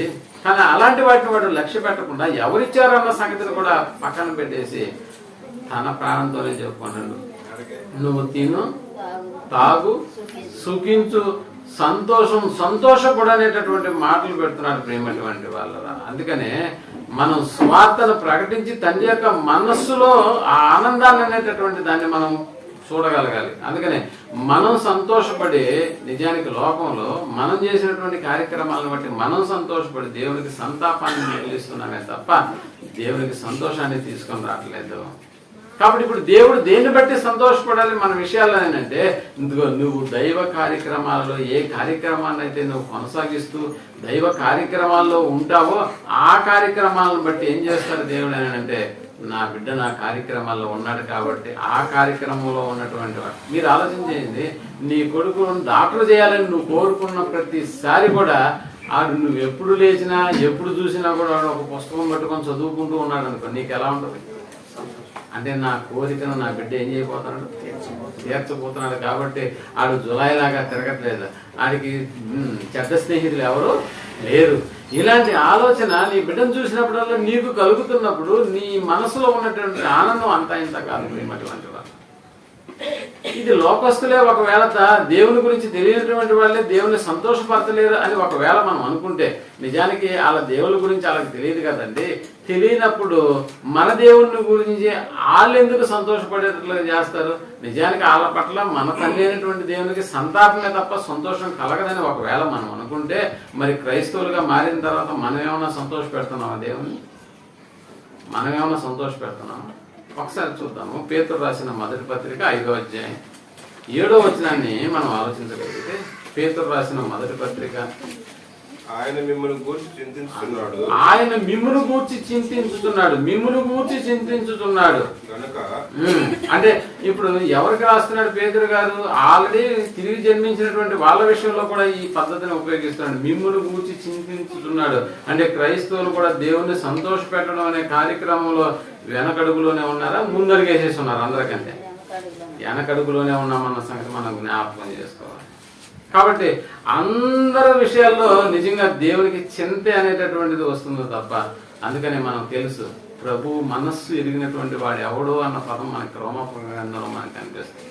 అంటే దేవుని యొక్క మనసులోకి వెళ్ళి ఆయన సంతోషపరిచేటటువంటి విధానం ఎలా ఉంటుందో ఎప్పుడైనా మనం ఆలోచన చేసామని అంటే లేదు, అలా ఆలోచించలేదు. కాబట్టి దేవుడు ఆకాశం నుండి నరులైనటువంటి మనల్ని చూసిన ప్రతిసారి ఆయనకు మిగిలేది ఏంటంటే సంతాపమే తప్ప సంతోషం లేదు అన్న సంగతి. అందుకని దేవుని మనస్సు ఎరిగిన వాడెవడు అన్న పదంలో దేవుని మనస్సును గురించి మనం ఎప్పుడైనా ఆలోచన చేస్తున్నామని అంటే లేదు, అలా ఆలోచించట్లేదు. ఆ మధ్య ఒక పాట రాశాడు. ఆ పాట ఎలా ఉంటుందని అంటే, ఇదిగో గోదావరి గట్టు ఉంది, గట్టు మీద చెట్టు ఉంది, చెట్టు మీద పెట్ట ఉంది, పెట్ట మనసులో ఏముంది? అబ్బా ఎంత దూరం! ఆ పెట్ట మనసులో ఏముంది అనేటటువంటి పాట అయితే పాడేశాడు, పాడుతున్నాడు. ఆలోచన చేస్తాడు, పెట్ట మనసులో ఏముంది వీడికి ఎందుకు? దేవుని మనసులో ఏముందో అన్న సంగతి గురించి ఎప్పుడైనా ఆలోచన చేశాడా అంటే లే, ఆ ఆలోచన అంత దూరం తీసుకెళ్ళట్లేదు. పెట్ట మనసులో ఏముందో తెలుసుకోవాలని ఆ పాటను కూడా రాసేసాడు. నిజానికి పెట్ట మనసులో ఏముంటది? నువ్వు ఎప్పుడు పోతావా అని పెట్ట ఆలోచిస్తా ఉంటుంది, అంతే కదా. నువ్వు ఎప్పుడు పోతావని ఎందుకు ఆలోచిస్తుంది అంటే, నువ్వు బతకతావంటే దాన్ని కట్బాలు తీసుకునో లేకపోతే తుపాకీ తీసుకునో దాన్ని ఏం చేస్తావు? కాల్ చేస్తావు. కాబట్టి నువ్వు పోతే బాగుండని తన పెట్ట, ఆ పెట్ట మనుషులందరి గురించి అలా ఉండదు. ఎందుకంటే భయపడి ఎగిరి వెళ్ళిపోతూ ఉంటాయి మనుషుడు కనపడితే చాలు. అందుకని ఇక్కడ దేవుని మనసులో ఏముందని ఆలోచించవలసినటువంటి వాడు ఈరోజు పెట్ట మనసులో ఏముందో ఆలోచించడానికి ఇష్టపడుతున్నాడు అన్న సంగతి మనకు తెలుసు. కాబట్టి ప్రేమటువంటి వాళ్ళరా దాని మనసు ఎప్పుడు ఏమవుతుందన్న సంగతి మనకు అవసరం లేదు. కానీ మనల్ని కన్నటువంటి దేవుని యొక్క మనసులో ఆయనకు ఆనందాన్ని ఇచ్చి నిజంగా తండ్రి అయినటువంటి దేవుని ఆనందపరిచేటటువంటి కార్యక్రమం ఈ లోకంలో ఎవరన్నా జరిగించారా అని అంటే ప్రతి మనుషుడి పట్ల తండ్రి అయినటువంటి దేవుని యొక్క ఆలోచన ఎలాగుందంటే ఆయన ప్రతి మనిషి పట్ల సంతాపాన్నే కలిగి ఉన్నాడు. అందుకని హృదయంలో నొచ్చుకుంటున్నాడు. కానీ ఒక వ్యక్తిని గురించి దేవుడు రాయించాడు, ఎంతగా సంతోషపడ్డాడు అన్న సంగతిని మనం ఆలోచించగలిగితే నిజంగా ఆ వ్యక్తిని గురించి ఆయన రాస్తూ మత్తయి రాసిన సువార్త 3వ అధ్యాయం 17వ వచనాన్ని మనం ఆలోచించగలిగితే అక్కడ చెప్తున్నటువంటి వ్యక్తి ఎవరో కాదు, ఆయనే మన రక్షకుడు అయినటువంటి ప్రభుల వారు. ఇదిగో ఈయనే నా ప్రియ కుమారుడు, ఈయనే నా ప్రియ కుమారుడు, ఇది చెప్తున్నా చూడండి, ఈయన యందు నేను ఆనందిస్తున్నాను అన్నాడు. అంటే ఒక యేసు ప్రభుల వారి విషయంలో తండ్రి అయినటువంటి దేవుడు ఇచ్చినటువంటి సాక్ష్యం వస్తుంది. ఎట్లాగుందని అంటే ఇదిగో ఈయనే నా ప్రియ కుమారుడు, ఈయన యందు నేను సంతాపపడుతున్నానన్న పదం ఏమన్నా వాడినా? అలా వాడలేదు. దానికి బదులు ఏ పదాన్ని ఇక్కడ యూజ్ చేస్తున్నాడు తండ్రి అయిన దేవుడు అంటే ఇంకా దేవుడు ఎవరి గురించి యేసు ప్రభు వారు ఈ లోకంలోకి రాకముందు ఎవరి గురించి మాట్లాడారు? అతడు నా హృదయానుసారుడైన మనుష్యుడు అన్న పదం వాడాడు. అంటే దావీదు, అంతేనా? నా హృదయానుసారుడైనటువంటి మనస్సుడు అంటే నా హృదయంలో ఏముందో తెలుసుకుని ఆ ప్రకారం బ్రతికినటువంటి వారి గురించి దేవుడు సంతోషపడిన దాఖలాలు మనకు కనిపిస్తున్నాయి. కానీ యేసు ప్రభుల వారి విషయంలో ఆయన డైరెక్ట్ వర్డ్ వాడినటువంటి విధానం ఏంటంటే ఇదిగో నా ప్రియ కుమారుడు, ఈయన యందు నేను ఏం చేస్తున్నాను? ఆనందిస్తున్నానన్న పదం. అంటే యేసు ప్రభుల వారి జీవితం పట్ల తండ్రి అయినటువంటి దేవునికి ఎందుకు ఆనందం కలిగింది? ఎందుకు ఆనందం కలిగిందో మనం ఆలోచించగలిగితే అలాంటి ఆనందమే మన గురించి కూడా ఈరోజు తండ్రి అయినటువంటి దేవుడు పలకాలని అంటే ఒక్కసారి యేసు ప్రభుల వారి జీవితాన్ని మనం జూమ్ చేసుకొని మన మనసులోకి తెచ్చుకుంటే నిజంగా ఆయన ఈ లోకంలోకి వచ్చింది ఆస్తులు అంతస్తులు సంపాదించుకోవడానికి అస్సలు కానే కాదన్న సంగతి మనకు తెలుసు. అంటే ఆయన తన కోసం ఆయన ఈ లోకంలో జీవించలేదు, ఆస్తిని అంతకంటే కూడబెట్టలేదు. అందుకనే ఒకడు నేను వెంబడిస్తాను ప్రభువా నిన్ను ఆయన అంటే ఆ వెంబడిస్తానని చెప్పినటువంటి ఆ వ్యక్తికి యేసు ప్రభువు వారు చెప్పిన మాట ఏంటో తెలుసా? అరే బాబు ఇంకొకటి చూసుకో, ఎందుకు? నక్కలకు బొరియలు ఉన్నాయి, ఆకాశ పక్షులకు గూళ్ళు ఉన్నాయి, కానీ నువ్వు ఎవరినైతే వెంబడించాలని వచ్చి నన్ను అడుగుతున్నావో ఆ మనుషుడు తలదాచుకోవడానికి ఏం లేదు, స్థలము లేదు. చూసారా? అంటే యేసు ప్రభుల వారికి ముందు వెనక ఏ ఆస్తి అంతస్తులు లేవన్న సంగతిని గురించి యేసు ప్రభుల వారి స్వయంగా మాట్లాడుతున్నటువంటి సందర్భం మనకు తెలుసు ప్రేమటువంటి వాళ్ళరా. అందుకనే తండ్రి మనస్సులో ఆనందాన్ని నింపాలనేటటువంటి ఆలోచన యేసు ప్రభుల వారికి మాత్రమే వచ్చింది.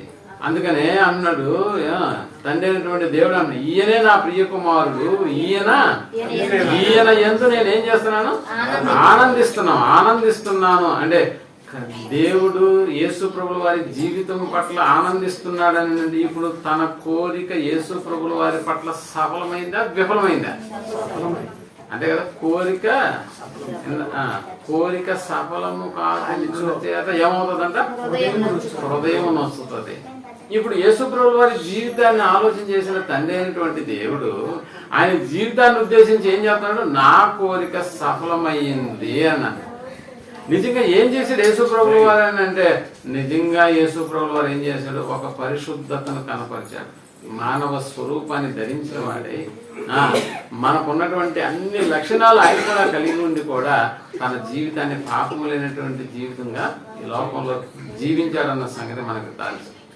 ఇప్పుడు అలాంటి కోరికను మనం కూడా సఫలం చేయాలని అంటే ఇప్పుడు మన పరిస్థితి కూడా ఎలాగుంటే దేవుని కళ్ళల్లో ఆనందం చూడగలుగుతాం?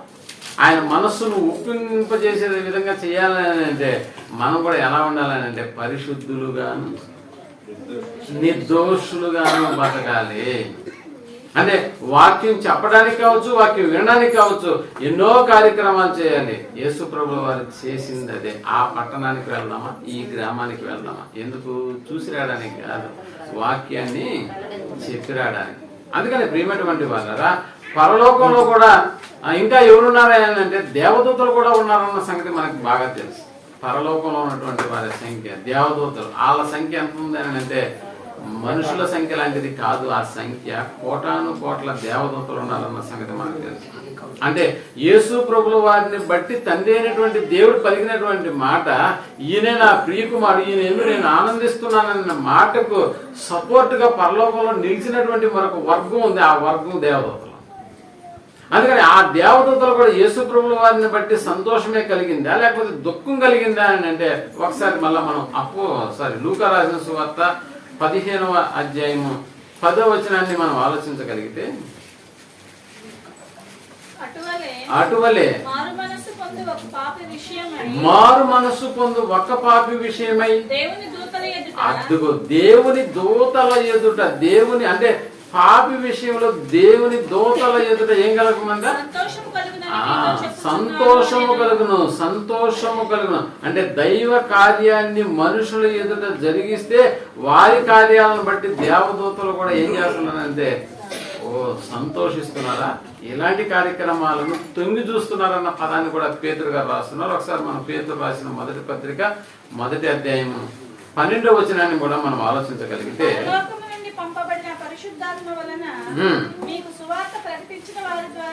మీకు సువార్త ప్రకటించిన వారి ద్వారా మీకు ఇప్పుడు తెలపబడిన ఈ సంగతుల విషయమై అదిగో ఈ సంగతులు తమ కొరకు కాదు గాని మీ కొరకే తాము ఈ పరిచర్య చేసిరని సంగతి వారికి బయలుపరచబడిను. అదిగో దేవదూతలు ఈ కార్యములను తొంగి చూడగోరుచున్నారు అన్న పదం రాదు. అంటే దైవ కార్యక్రమాలను భూమి మీద ఎవడైతే జరిగిస్తున్నాడో ఆ కార్యక్రమాలను చూడడానికి కూడా దేవదూతలు ఏం చేస్తున్నారంట? తొంగి చూస్తున్నారంట. అంటే నిజానికి ఇక్కడ ఉదయం నుంచి మీకు అందరికీ చక్కటి ఆతిథ్యం ఇవ్వడానికి ఉదయం 5 గంటల నుంచి మేమందరం లేచి చాలా పనులు చేస్తున్నాం. నిజానికి ఇలాంటి కార్యక్రమం జరిగించి ఒక దైవ కార్యక్రమంలో దేవుని యొక్క మాటలు వినిపించడానికి మేము సిద్ధపడున్నాం, వినడానికి మీరు కూడా సిద్ధపడి వచ్చేసారు. దీన్ని బట్టి దేవుడు మనకి అద్భుతమైనటువంటి వాతావరణ అనుకూల పరిస్థితులను ఏర్పరిచాడు. ఇక్కడ దైవ కార్యక్రమం జరుగుతుంది కాబట్టి ఇప్పుడు దేవదూతలు కూడా వచ్చి ఏం చేస్తున్నారంట? తొంగి చూస్తున్నారు అనేటటువంటి విషయం మనకు అర్థమవుతుంది. అందుకని ప్రియమైనటువంటి వాళ్ళరా, ఈ లోకంలో ఇంకా ఏ కార్యక్రమాలను దేవదూతలు తొంగి చూసి ఆనందపడుతున్నారని అంటే మనకు తెలిసి ఈ లోకంలో మనం సువార్త అనేటటువంటి దాన్ని ప్రకటించాలి. ఎందుకనంటే మారు మనస్సు పొందు ఒక్క పాపి విషయం అన్న పదం అక్కడ వాడాడు. అంటే పరలోకంలో ఒక గొప్ప ఆనందం కలగాలని అంటే భూమి మీద మనం ఏదో చేసి తీరుతూ ఉండాలి. ఏం చేయాలి? భూమి మీద పరలోకంలో ఆనందం కలగాలంటే భూమి మీద ఏం చేయాలి? ఒక పాపిని తన మనస్సు మార్చుకునే విధంగా మనం చేయగలగాలి. చూసారా? ఈ కార్యక్రమాన్ని దేవదూతలు కూడా ఈ కార్యక్రమాన్ని తొంగి చూస్తున్నారా? అవును, తొంగి చూస్తున్నారు. మీకు తెలుసు, అప్పుడప్పుడు క్రికెట్ మ్యాచ్లు జరుగుతూ ఉంటాయి. క్రికెట్ మ్యాచ్ జరిగే గ్రౌండ్ ఎంతమంది కెపాసిటీ కలిగి ఉంటుందో తెలుసా? జనులు వచ్చి చూసేదానికి లక్షలు ఉంటుందా? 10 లక్షలు వేలలోనా? లక్షల్లో ఉంటుందా? పెద్ద పెద్ద స్టేడియాలు, వరల్డ్ కప్ జరిగే స్టేడియాలు, పెద్ద పెద్ద స్టేడియాలు ఉంటాయి. వాటికి నిజంగా ఒకవేళ 40,000 లేదా 1,00,000 కెపాసిటీ అని ఒకవేళ అనుకుంటే అలా ఆడేవాళ్ళ సంఖ్య ఎంతో చెప్పండి. ఆడేవాళ్ళు ఇరు జట్లు 22 మంది ఆడుతుంటే వాళ్ళు చూసే వాళ్ళ సంఖ్య ఎంత? చూసారా? అంటే ఎంత బాగా తేలి చూస్తారని అంటే ఇక 6 రన్స్ కొట్టాలి, 2 బాల్లే ఉన్నాయి. ఈ టెన్షన్ ఎలా పడుతుందో మీరు ఆలోచన చేయండి. అంటే దేవదూతలు ఎక్కడ కూడా దేవుని యొక్క కార్యక్రమాలు జరిగే ఏ కార్యక్రమం అయినా కూడా అది నువ్వు జరిగించేటప్పుడు కావచ్చు, సంఘం జరిగించేటప్పుడు కావచ్చు, ఇలాంటి కార్యక్రమం అయినా కూడా దేవదూతలు కూడా ఏం చేస్తుంటారంట? అంత తొంగి చూస్తుంటారు. అంత ఆనందం. అంటే నిజంగా మనం ఇక్కడ దేవుని యొక్క కార్యక్రమాల్లో కష్టపడుతూ ఉంటే కోట్ల కొలది దేవదూతలు ఏం చేస్తుంటారంట? తొంగి చూస్తుంటారంట. అబ్బా, అయితే మీటింగ్లు పెట్టాడు, ఒక్కడన్నా బాప్తిసం తీసుకుంటాడా అన్నట్టుగా తొంగి చూస్తుంటారు. అంటే ఇది ఎట్లున్నదంటే 2 బాళ్ళు 6 రన్లు. ఇప్పుడు మనిషి ఎట్లుంటాడంటే ఆ మధ్య ఏదో పాకిస్తాన్తో మన క్రికెట్ ఇండియా ఆడుతున్నప్పుడు 2 బాళ్ళు 6 రన్స్ వేయాల్సి ఉంటే 2 బాళ్ళు వీడు కొట్టలేకపోయాడు. అందుకని ఇంట్లో టీవీ చూసుకుని వీడు బాల్ తీసుకుని ఆ బ్యాట్ తీసుకుని టీవీ బాల్ అంటే ఎంత తీక్షణంగా వీడు గమనించకపోతే చూడకపోతే దాని పట్ల అతను అలాంటి అంకిత భావాన్ని ఎంత నేను ఆ బ్యాట్ తీసుకుని ఆడే కొట్టుకోవాలా చూస్తున్నా టీవీని బాగా కొట్టేసినాడు. అంత టెన్షనా? అవును, అంత ఇంటెన్షన్, అంత టెన్షన్. దేవదూతలు కూడా అదే విధంగా నువ్వు దైవ కార్యక్రమాన్ని తలపెట్టి భూమి మీద జరిగిస్తున్నావని అనుకో, నిన్ను బట్టి ఆనందపడేటటువంటి వాడు తండ్రి అయినటువంటి దేవుడైతే ఆయన లోకంలో ఉన్నటువంటి కోటాను కోట్ల దేవదూతలు కూడా ఏం చేస్తున్నారు? తొంగి చూస్తున్నారు అన్న సంగతి మనం జ్ఞాపకం చేసుకోవాలి. క్రీస్తుల వారు కూడా ఈ లోకానికి రావడానికి నిజంగా ఆయన ఈ లోకంలోకి వచ్చేటప్పుడు ఎంతమంది సంతోషపడ్డారో ఒకసారి మనం చూస్తే, ఒకసారి మనం లూకా రాసిన సువార్త 2వ అధ్యాయం 10వ వచనంలోకి వెళ్ళి మనం ఆలోచన చేద్దాం. లూకా రాసిన సువార్త 2వ అధ్యాయం 10వ వచనం. అయితే ఆ దూత భయపడకుడి, ప్రజలందరికీ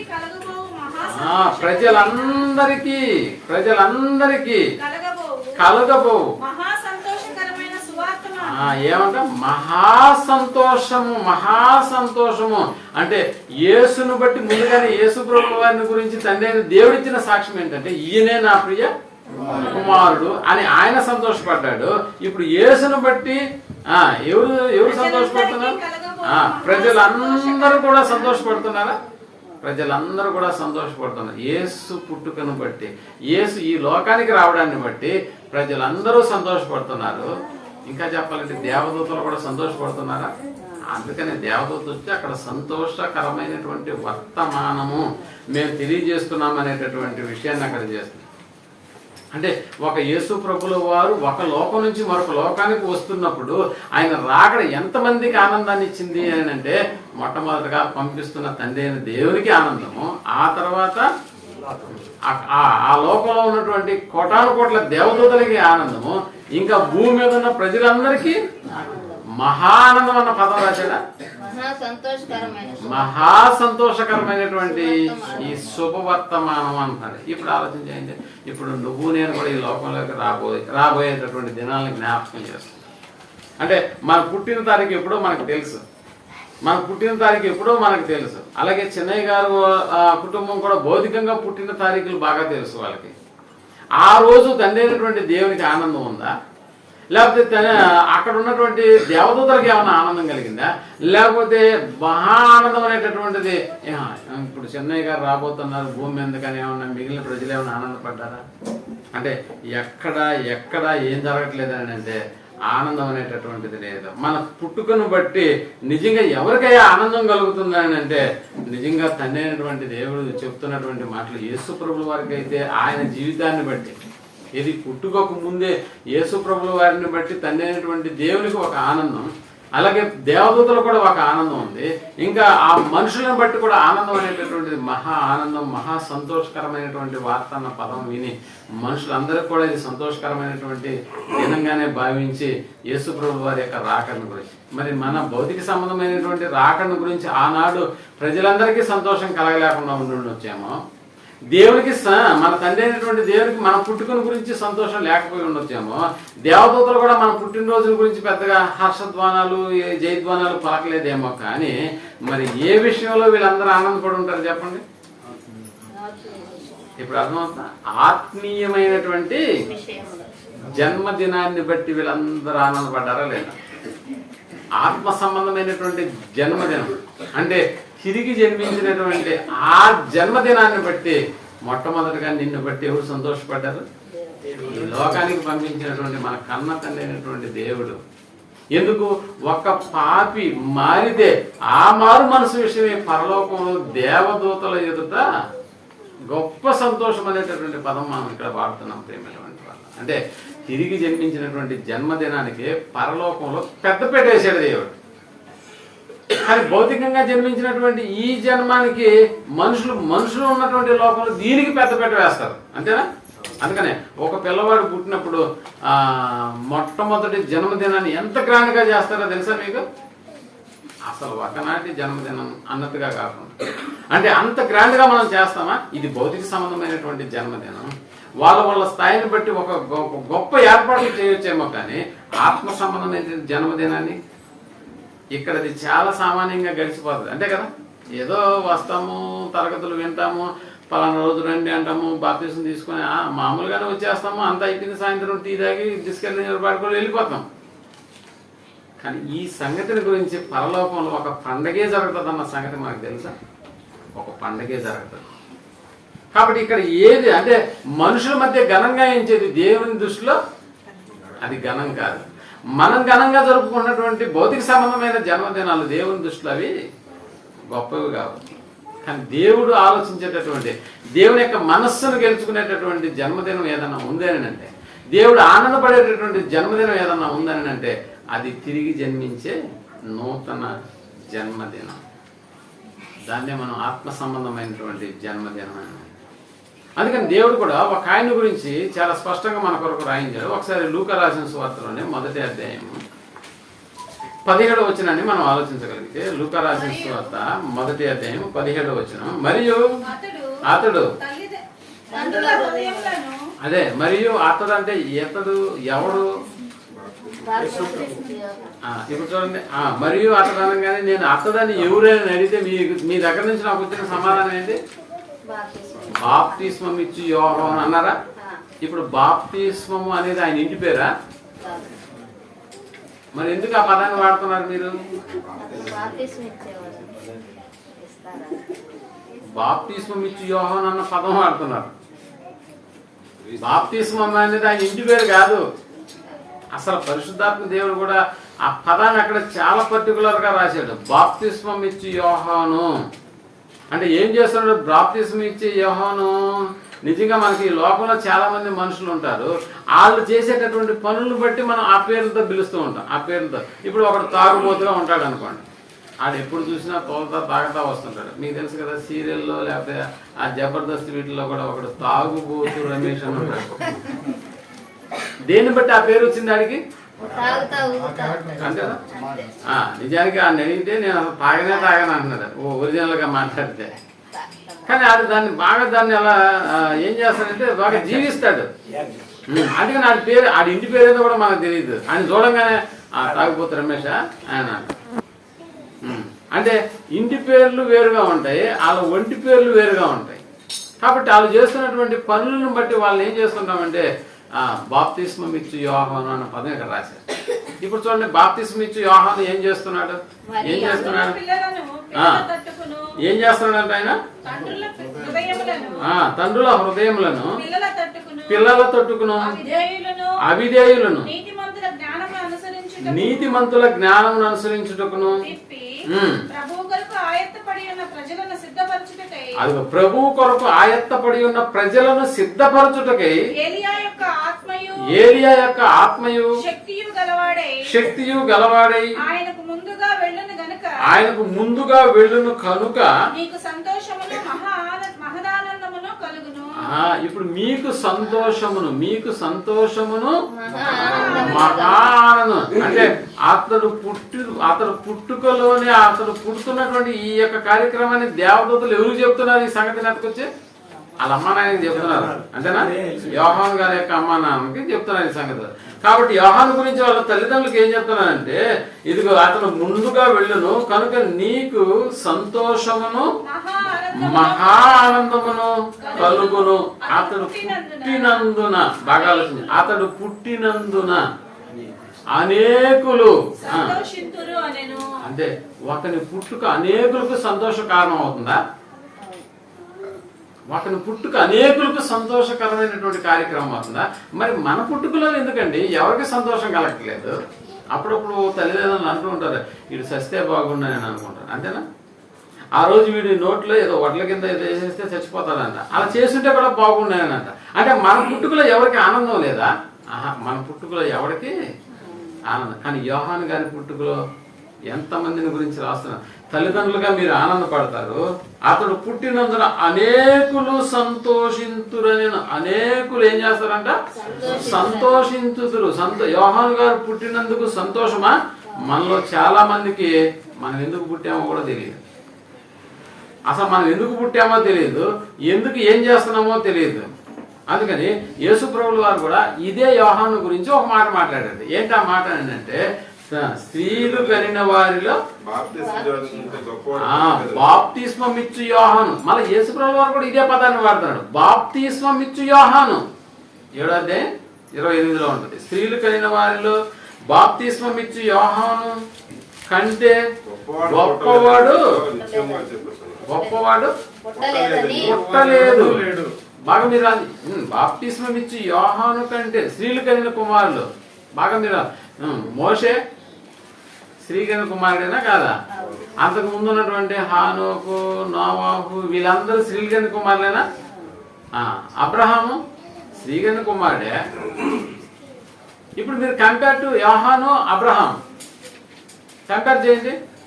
యోహాను మోషే, యోహాను నోవాహు, ఇంకా యోహాను యెహోషువ, యోహాను ఏలియా, యోహాను దావీదు, యోహాను పేతురు. 3000 మందికి బాప్తిస్మం ఇచ్చినాడు. యోహాను పౌలు. కంపేర్ చేసుకుంటే ఎవరు తక్కువ ఎవరు ఎక్కువ అని చెప్తున్నాడు. ఎలా ఎక్కువ అవుతాడు? మోషే కంటే ఎక్కువ బాప్తిస్మం ఇచ్చి యోహాను. మరి అబ్రహాము, మోషే కూడా వాగ్దానం లెక్కలో పుట్టినటువంటి వాడే కదా, ఇశ్రాయేలుకు నాయకుడు కదా. తన పుట్టుకను గురించి తెలుసు కదా మనకి. ఆ రోజు ఏం జరిగిందో మోషే యొక్క పుట్టుకను గురించి కూడా మనకు తెలుసు. ఎందుకంటే పుట్టిన మగపిల్లలందరినీ చంపేసేటటువంటి ఆజ్ఞ జారీ అయినప్పుడు మోషే గారు బతికారని అంటే దానికి కారణం దేవుని యొక్క సంకల్పంలో ఉన్నటువంటి వాడే కదా. మరి మోషే యోహాను కంటే తక్కువ వాడు ఎలా అయ్యాడు? మోషే యోహాను వీళ్ళిద్దరిని కంపేర్ చేసుకున్నప్పుడు యోహానుకే ఎక్కువ మార్కులు వేస్తున్నాడు యేసు ప్రభువు. ఎందుకలా అంటే ఇక్కడ ఏం జరిగిందని, అందుకనే ఆయన పేరుకు ముందు ఏం జరిగిందని అంటే బాప్తిస్మం అనేటటువంటి పదాన్ని యాడ్ చేస్తుంది. అంటే అంతకుముందు మోషే బాప్తిసాన్ని గురించి ఎక్కడ వాడలేదు. ఇంకా అంతకుముందు ఎవరైతే వచ్చారో వాళ్ళందరి దగ్గర ఏ పదం లేదు, బాప్తిస్మం అన్న పదమే లేదు.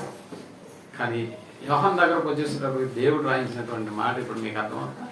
అందుకని స్త్రీలు కలిగిన కుమారుల్లో, స్త్రీలు కలిగిన వారిలో యోహాను కంటే అంటే ఇప్పుడు యోహాను గారిలో ఒక స్పెషల్ ఉందన్నమాట. ఏంటా స్పెషల్ అని అంటే పేరుకు ముందు ఆయనకి ఇచ్చినటువంటి ఆ గ్రేట్నెస్ బాప్తిస్మం అనేటువంటి పేరుకు ముందు బాప్తిస్మం ఇచ్చాడు. బాప్తిస్మం ఇచ్చాడు. మార్కు రాసిన సువార్త 1వ అధ్యాయం 4వ వచనాన్ని మనం ఆలోచించగలిగితే, మార్కు రాసిన సువార్త 1వ అధ్యాయం మళ్ళా ఏ పదం మార్క్ గారు కూడా రాస్తూ ఏ పదాన్ని ఉపయోగిస్తున్నాడు? బాప్తిస్మం ఇచ్చు యోహాను. బాప్తిస్మం ఇచ్చు యోహాను అరణ్యములో ఉండి పాప క్షమాపణ నిమిత్తము మారు మనస్సు విషయమైన బాప్తిస్మము ప్రకటించుచూ వచ్చెను. ఎక్కడి నుంచి ప్రకటిస్తా వస్తున్నాడు? నేను మారు మనస్సు విషయమైన బాప్తిస్మమును ప్రకటన చేయుచూ ఉన్నాడా? అందుకని ఆయన ముందు పదం యోహాను అనేది ఒంటి పేరు. ఆయన చేస్తున్న పని బాప్తిస్మం ఇవ్వడం. అసలు నిజంగా అంటే ఆయన ఏమంటారు శైలి, లేకపోతే ఆయన జీవిత విధానం కూడా ఎలా ఉందని రాస్తున్నాడు అక్కడ. ఏం చేస్తున్నాడు? ఏం తాగుతున్నాడు? అడవి తేనె మిడతలను తింటూ ఉన్నాడు. వస్త్రధారణ విచిత్రంగా ఉండొచ్చు. ఎవడో ఒకడు యెరూషలేములోకి వచ్చి లేకపోతే యూదయ ప్రాంతంలోకి వెళ్ళి మీరు మారు మనసు పొందారా బాగుపడతారు లేదా సస్తారా అంటున్నాడు. ఎక్కడికి వెళ్ళినా కూడా ఇదే పదాన్ని ఉపయోగిస్తున్నాడు. అందుకని ఎంతమందికి బాప్తిస్మం ఇచ్చాడో చూడండి. ఎందుకంటే ఇప్పుడు తాగుబోతు రమేష్ అన్నామంటే ఎప్పుడు చూసినా వాడు ఎలాగుంటాడు? అంతే కదా, తాగతానే ఉంటాడు. కాబట్టి ఆ పదం ఆ బిరుదు అనేటటువంటి వారికి వస్తుంది. ఇప్పుడు బాప్తిస్మం ఇచ్చి యోహాను అన్న పదంలో ఈయన ఎంతమందికి బాప్తిసాలు ఇచ్చి ఉండాలి చూడండి. ఎంతమందికి బాప్తిస్మా? 4వ వచనం చదివారా? 5 చదవండి. అంతటా యోదయ దేశస్థులందరూ అన్నాడా? యోదయ దేశస్థులందరూ, యోదయ దేశంలో కొందరు కాదు, యోదయ దేశస్థులందరూ ఎక్కడికి వచ్చి నిలబడుకున్నారు? ఇప్పుడు యోహాను గారి దగ్గరకు వచ్చారు. ఇంకా ఎవరు వచ్చారో చూడండి. యెరూషలేములో కొందరా అందరా? యెరూషలేములో ఉన్న అందరూ యెరూషలేము వారందరూ బయలుదేరి అతని యొద్దకు వచ్చి, అబ్బా ఇది అసలైన టాస్క్. యెరూషలేములో ఉన్నవారు, యూదయ దేశంలో ఉన్నవారు అందరూ అక్కడికి వచ్చి నేను పాపిని ఏం చేయమంటావు అని అడిగి ఆయన ఇచ్చినటువంటి ఆ రెమెడీకి వాళ్ళు తల వంచుకొని ఆయన చెప్పిన దానికి బాప్తిసం తీసుకుని వెళ్తున్నారని అంటే ఇది చిన్న కార్యక్రమం, పెద్దదా చెప్పండి? అసలు అన్బిలీవబుల్ అన్నమాట. ఇప్పుడు నువ్వు పాపిడు అంటే నేను పాపిని, నువ్వు పాపి, మీ అమ్మ పాపి, మీ తాత పాపి అని ఇలా ఎదుటోళ్ళ మీద ఏం చేస్తామని అంటే ఇలా చేస్తాం. కానీ అక్కడికి వచ్చినటువంటి మనుషులు ఏం చేస్తున్నారంటే బాప్తిస్మం ఇచ్చి యోహాను బాప్తిస్మం ఇచ్చాను. అందుకని ఎంతమందికి ఇస్తున్నాడో బాప్తిస్మం మీరు ఆలోచన చేయండి. యోహాను ఎప్పుడైనా చూడు ఎక్కడ ఉంటాడంటే నీళ్ళల్లో ఉంటాడు. ఎందుకు యోహాను ఏంటి ఆ పని అంటే నేను బాప్తిస్మం ఏమి ఇవ్వాలి, దేన్ని బట్టి బాప్తిస్మం, మారు మనస్సు విషయమైన బాప్తిస్మం మేము పొందాము, అది యోహాను గారు ఇస్తున్నారన్న పదం కూడా మనకి అపోస్తల కార్యం 19వ అధ్యాయంలో మనకు కనిపిస్తుంది. అంటే యోహాను గారు ఏం చేస్తున్నాడయ్యా అని అంటే బాప్తిస్మం ఇస్తూనే ఉన్నాడు. మీకు తెలుసో లేదు, ఆ టైంలో యేసు ప్రభుల వారు కూడా అక్కడికి వచ్చి, అంతేనా? అంటే యేసు ప్రభుల వారి యొక్క రాకడ కూడా అక్కడ, అదే 9వ వచనంలో మనకి ఆ దినములలో యేసు గలిలయలోని నజరేతు నుండి వచ్చి యోర్దానులో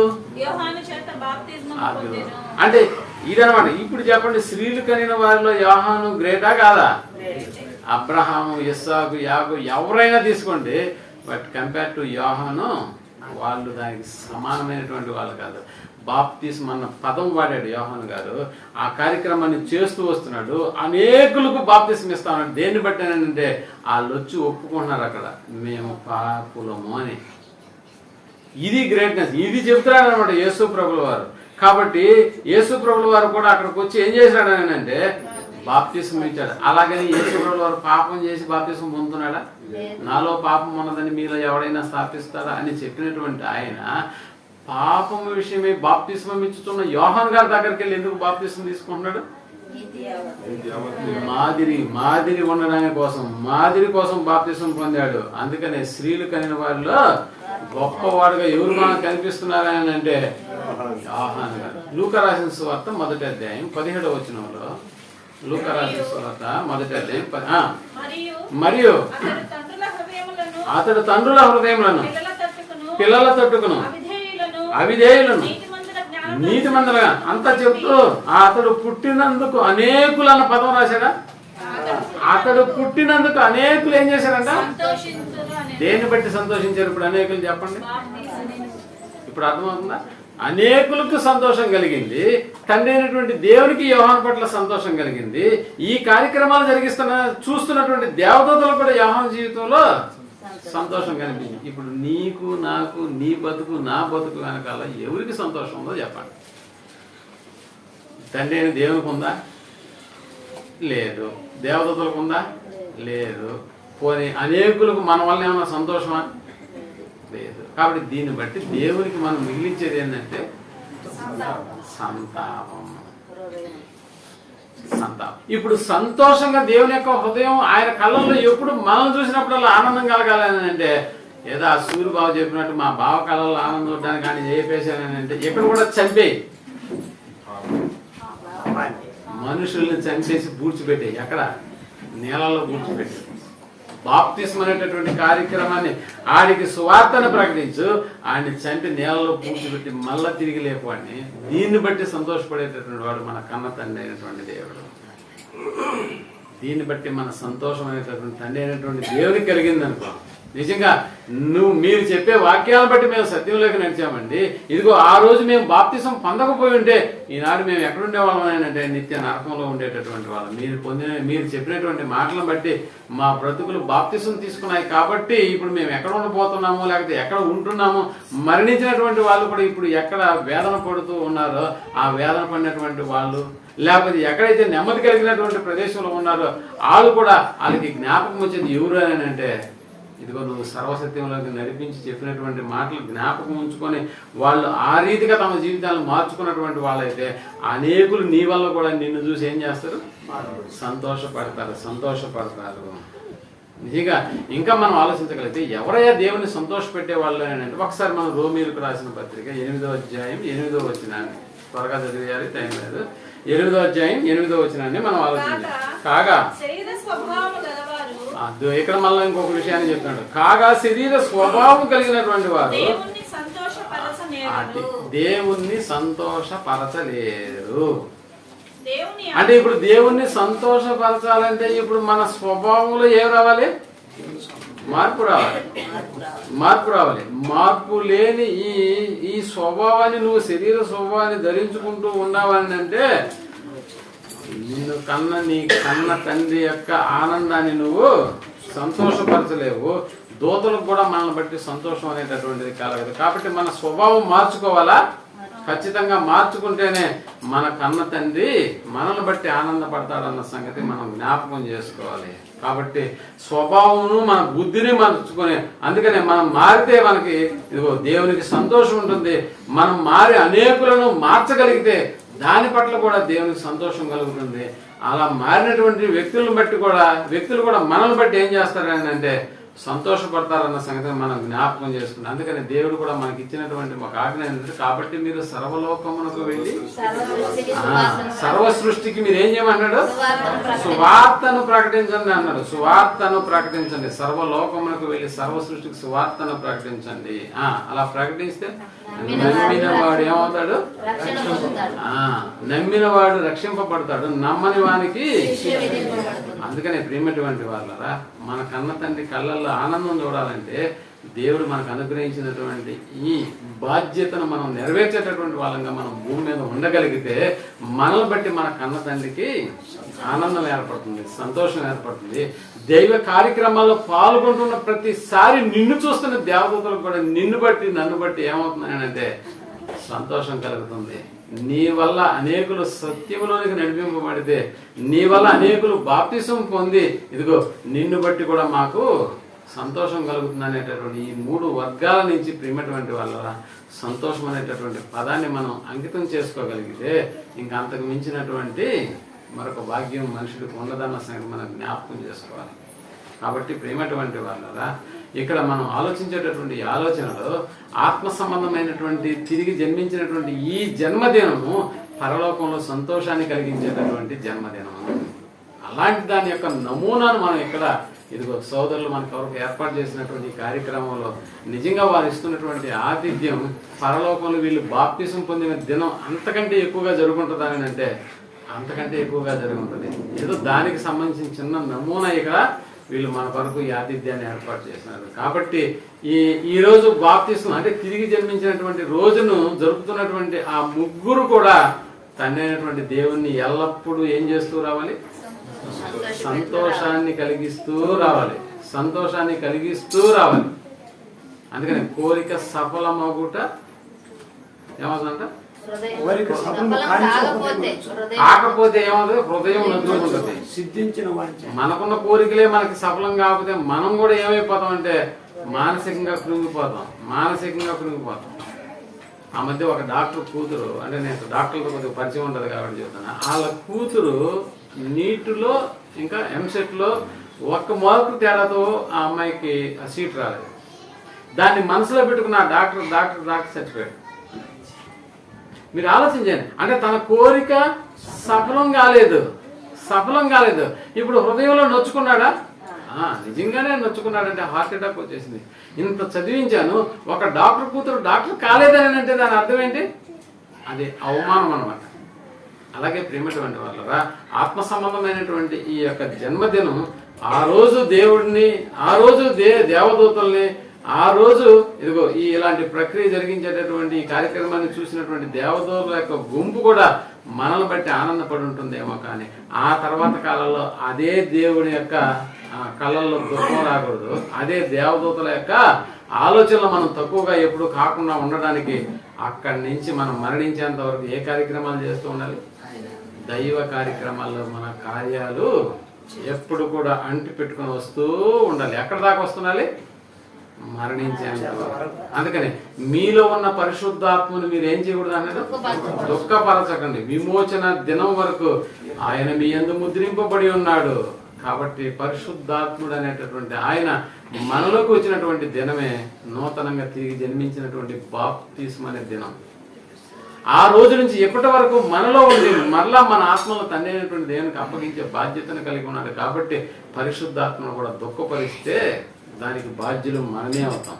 కాబట్టి ప్రియమైనటువంటి వాళ్ళరా, తిరిగి జన్మించినటువంటి మనం అందరం చాలా వరకు అందరం తిరిగి జన్మించిన వాళ్ళమైనా, ఇంకా ఎవరైనా బాప్తిసం తీసుకోలేని వాళ్ళు ఉంటే మీ విషయంలో దేవుడు ఏమి అలాంటిది ఏమి అనడమ్మా. తిరిగి జన్మించినటువంటి వాళ్ళ విషయంలోనే దేవుడు ఎప్పుడు కూడా మనం ఆయన దుఃఖపెట్టేటటువంటి వారంగా ఉండకుండా నిరంతరము దైవ కార్యక్రమాల్లో మన క్రియలన్నీ కొనసాగుతూ ముగింపులోకి వెళ్ళి ముగించేసేసి దేవుడు అనుగ్రహించే ఆ ఉన్నతమైనటువంటి లోకాన్ని ఈ కుటుంబం చేరుకోవాలి. అలాగే తిరిగి జన్మించిన ప్రతి ఒక్కరు కూడా ఆ లోకాన్ని స్వతంత్రించుకోవాలని కోరుకుంటూ ఈ మాటలు ముగిస్తున్నాను. చిన్న ప్రార్థన చేసుకున్నాం. దయగలిగిన మా కన్న తండ్రి, మీ కృపను బట్టి మాకు అనుగ్రహించినటువంటి అద్భుతమైన మీ మాటలను బట్టి కృతజ్ఞతలు చెల్లిస్తున్నాను. నా సోదరు చెన్నయ్య గారు, వారి కుటుంబంలో 3 నాన్న తిరిగి జన్మించినటువంటి ఆ దినాన్ని పురస్కరించుకుని సంఘంతో కలిసి ఆనందించేటటువంటి భాగ్యాన్ని వారు దయచేసిన మీ విధానాన్ని బట్టి మీ కృతజ్ఞతలు చెల్లిస్తున్నాను. నాన్న వారు తిరిగి జన్మించినటువంటి దినాన మీకు ఎలా ఆనందాన్ని ఇచ్చాయో, దేవదూతలకు ఎలా ఆనందాన్ని ఇచ్చాయో నాన్న, ఆ కార్యక్రమాన్ని ఆ జీవితంలో జరిగించారు.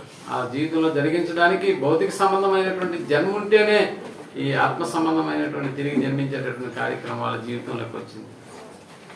ధనాన్ని బిడ్డలను కాచి కాపాడి మీ కృపలో బలపరచండి. ఎప్పుడు కూడా మిమ్మల్ని ఆనందింపజేసేటటువంటి వారంగా ఉండునట్లుగా సహాయం చేయండి. నూతనంగా తిరిగి జన్మించిన ప్రతి బిడ్డ కొరకు ఈ మాటలు మీరు రాయించారు నాన్న. ఇలాంటి కార్యక్రమాల్లో మేము ఎల్లప్పుడూ ఉండి నాన్న, మీరు మా కొరకు సిద్ధపరిచినటువంటి ఆ నిత్య రాజ్యాన్ని, ఆ లోకాన్ని మేము స్వతంత్రించుకునే భాగ్యాన్ని మాకు దయచేయమని కోరుకుంటూ ఈ ప్రార్థనను మా రక్షకుడును మీ ప్రియకుమారుడైనటువంటి యేసు ప్రభువు వారి నామంలో ప్రార్థించి అడిగి వేడుకొంటున్నాము తండ్రి. ఆమేన్.